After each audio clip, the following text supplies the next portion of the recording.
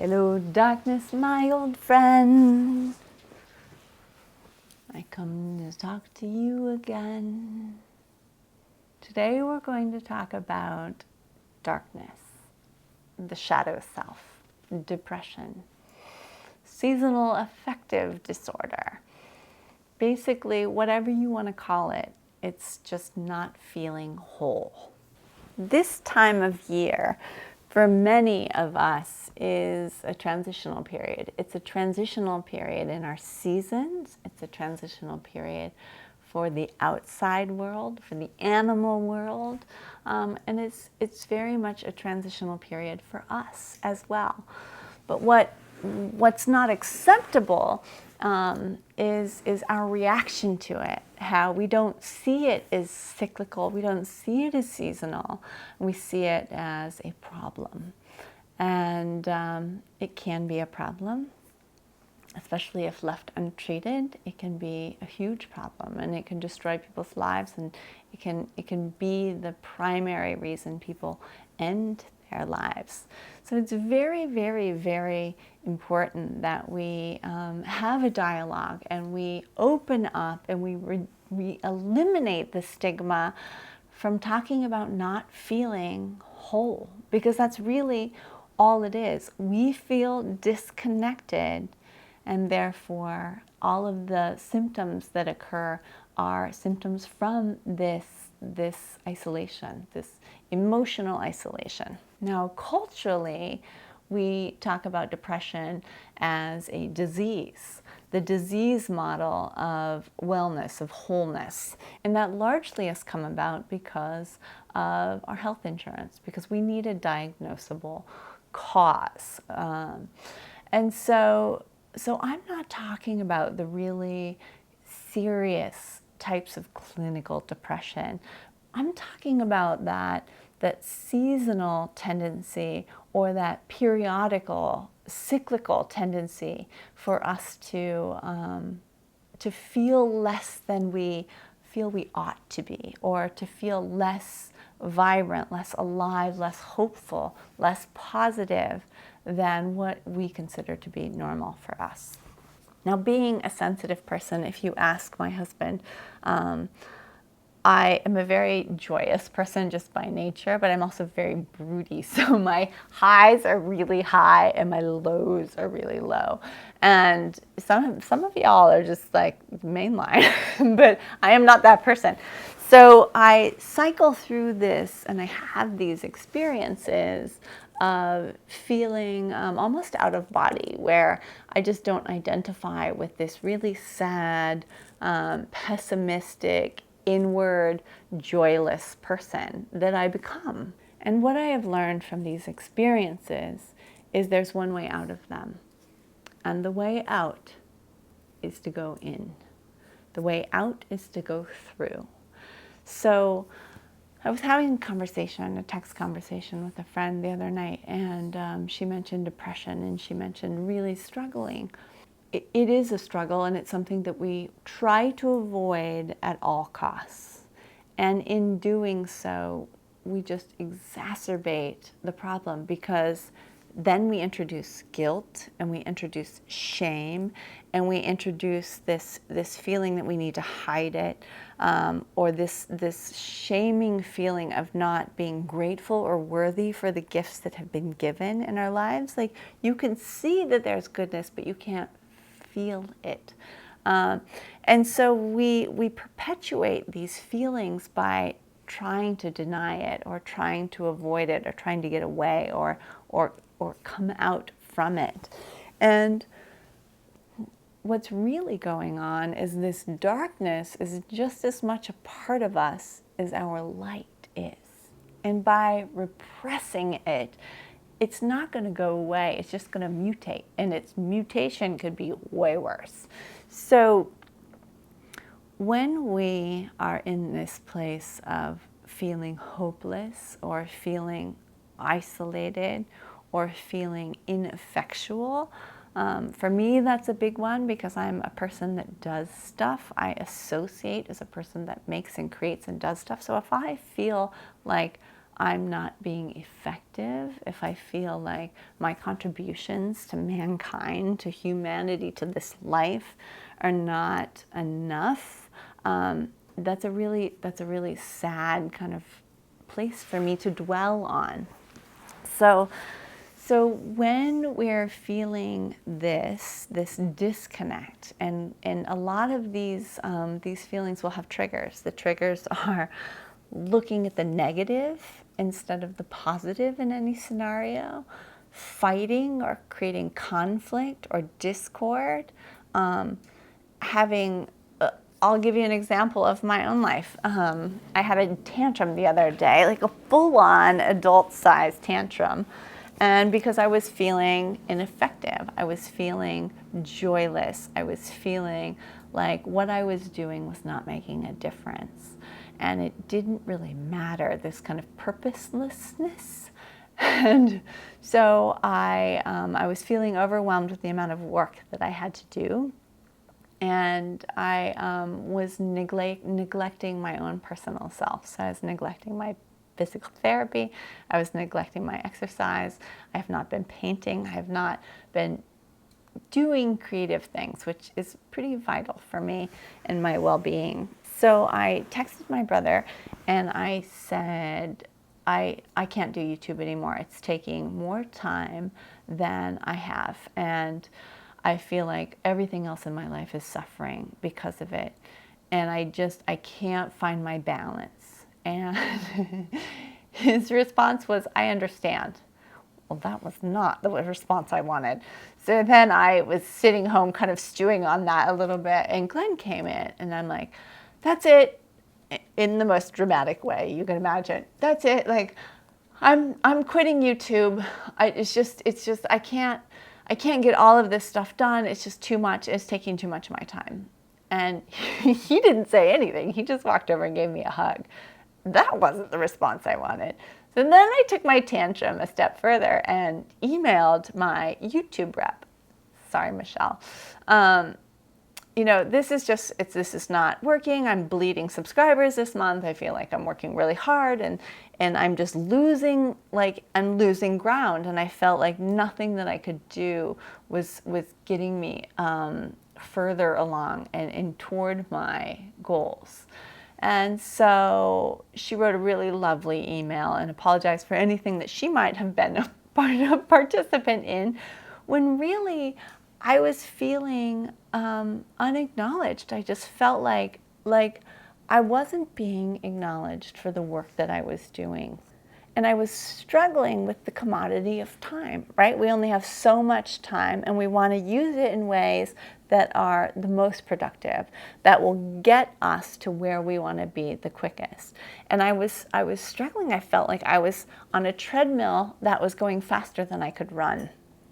And I was afraid of getting spit out the back. So in not acknowledging this kind of scenario like a normal adult would, I have a tantrum and I want to throw a fit and have all of these people see it and participate in it and go, no, your work's very valuable. It matters to us. You love doing this work. Maybe you just need to reprioritize, or maybe you need to set aside certain days where you do YouTube and other days where you don't.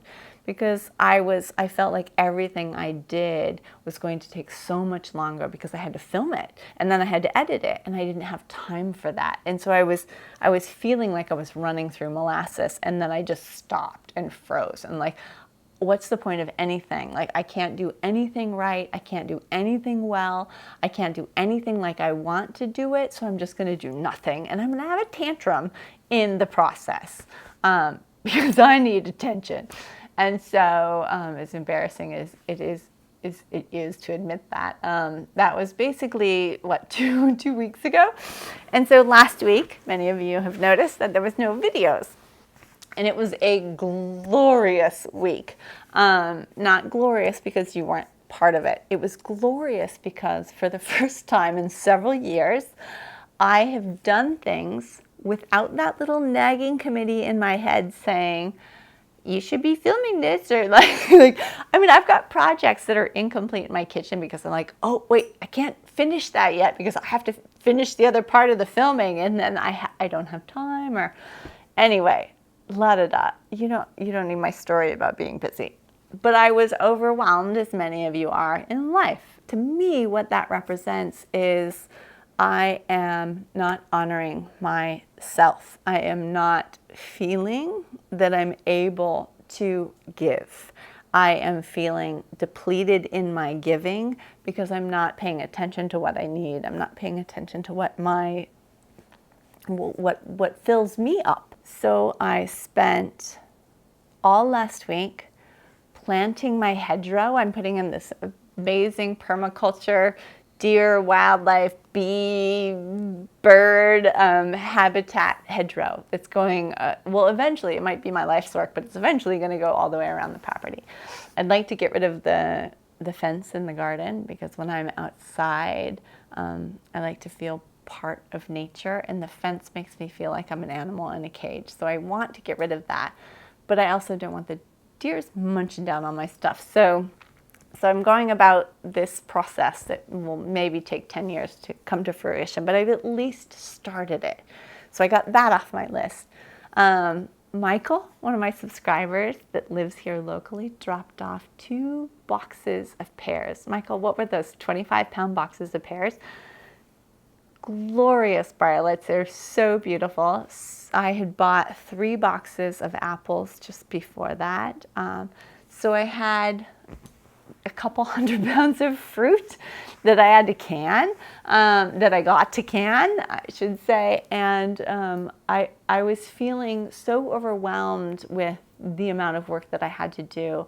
And I was just unable to reconcile filming and editing and producing videos on it. So I checked out. I deleted Facebook from my phone. I have not been on for, I think today's like my 4th or 5th day. And I just had to stop, get off the crazy train, and just like take one bite at a time.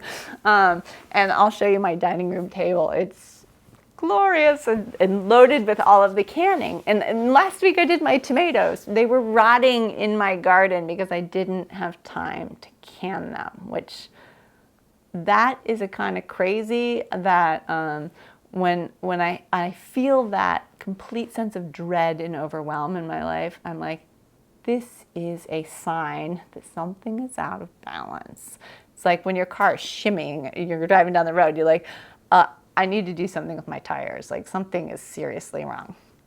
So I had a blowout, an emotional blowout, and threw the tantrum and wanted to just check out. So when I'm in that place and all of the symbols and signals are there, like flashing red lights, I know that I need to stop and I need to listen to myself. And so when I'm in that really dark place, I have this role play, and this may or may not work for you. And you may or may not think I'm absolutely nuts, but it works for me. So I laid on my living room floor on my back, and I closed my eyes, and I put my palms up, and I'm like, okay, like an electrical tower, like feed me some sort of sign. And I just said, what is it that you want from me? What is it that you want from me? And generally that darkness, that scary monster that we will run away from and avoid at all costs, is usually just a little tiny, fragile, misbehaving child. I always think of it as my 4-year-old self. I think 4-year-olds are still sweet. They're still sweet now, aren't they? I was a sweet kid. I was a super sweet kid. So I didn't become not sweet until I was a teenager. So I think of my little sweet 4-year-old self, and and she needs attention, right? This dark shadow side, the shadow self, is not some scary monster that's going to swallow you up whole. It's just a little afraid, tiny little piece of you that's not getting attention. And it's always come down to the same thing for me, like, what is it that you want? And what it wants is to be acknowledged. Acknowledge that I'm feeling afraid, that I'm feeling disconnected, that I'm feeling ineffectual, that I'm feeling unheard, unseen, unloved. And when I acknowledge that and I address that dark side, and I said, I can give you what you need. I can acknowledge you. I can give you all the acknowledgement you will ever need. Come inside, sit on my lap, let me hold you, and I will acknowledge you. I acknowledge that you're afraid. I acknowledge that you're feeling powerless. I acknowledge that you need to be loved. And often that's all it takes for a perspective shift. Instead of running from this beast that I feel like is going to swallow me whole, I turn around, I look it in the eye, I see that it's a little tiny girl, and she's crying. I pick her up, I hold her in my arms, I say, I will see you, I will love you, I will acknowledge you. You are a part of me. Just as much as that sunny, vibrant, enthusiastic, joyful part. You are just as welcome at the table. You will be fed every time. Come here, little one. And so thinking in these terms and using this perspective to not shut off a part of you, because that darkness is just as much a part of you as the light. And without the darkness, there is no light. So instead of shutting this part of you out and stuffing it aside and hiding and running from it, love it. Invite it in. And it won't act up. And if it does act up, it won't act up for very long, because nobody can feel loved and feel whole and feel supported and still misbehave. So when I see signs in my life where I'm looking at the negative rather than the positive, when I'm having a crisis of gratitude where I'm not being grateful for the abundant gifts in my life, the abundant beauty and wonder and awe of the natural world. When I am having a crisis of perspective and I'm getting judgmental and I'm getting snarky, like Fly wants to be in the video. Like a couple weeks ago, I was responding to subscribers, some of you, like super surly, because I was done. Like I was sick of people wanting stuff from me. And I'm a very giving person. Like joy in my life comes from giving to others. And when that is not a joy for me, I know something is really, really wrong. And I need to stop. And I need to take care of myself. So I hope this resonates with you. And I hope the perspective shift and the exercise is something that will bring you relief, that will lighten that hold, that dark kind of smothery feeling.